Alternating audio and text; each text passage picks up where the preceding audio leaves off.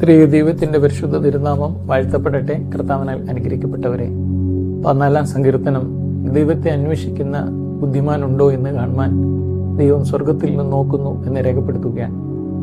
എന്നാൽ സങ്കീർത്തനക്കാരൻ ആവർത്തിച്ച് പറയുന്ന 1-2 കാര്യങ്ങൾ 1, 3, 4 വാക്യങ്ങളിൽ രേഖപ്പെടുത്തുന്നുണ്ട്.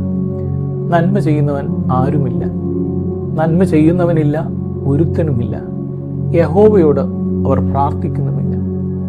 ഇത്തരം മനുഷ്യർ നമ്മുടെ ഇടയിലും നമ്മളോ ആകാം എന്ന് മറന്നു പോകരുത്. റോമാലേഖനം 3-ാം അധ്യായം 10 മുതൽ 12 വരെയുള്ള ഭാഗങ്ങളിൽ എല്ലാവരും പാപത്തിൻ കീഴിലാകുന്നു എന്ന് പൗലോസ് സൂചിപ്പിക്കുകയാണ്.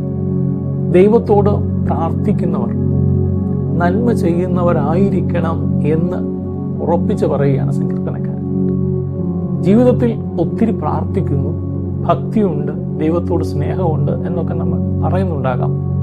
എന്നാൽ നമ്മുടെ ഭാഗത്ത് നീതികേട് ഉണ്ടെങ്കിൽ, നാം നീതികേട് പ്രവർത്തിക്കുന്നുണ്ടെങ്കിൽ, ദരിദ്രന്റെ ആലോചനയ്ക്ക് ഭംഗം വരുത്തുന്നുണ്ടെങ്കിൽ, നാം മ്ലേച്ഛത പ്രവർത്തിക്കുന്നുണ്ടെങ്കിൽ, നന്മ ചെയ്യാത്ത മനുഷ്യരാണെങ്കിൽ ദൈവം നമ്മളെ കേൾക്കുകയില്ല, അറിയുകയില്ല എന്ന് അറിയുക.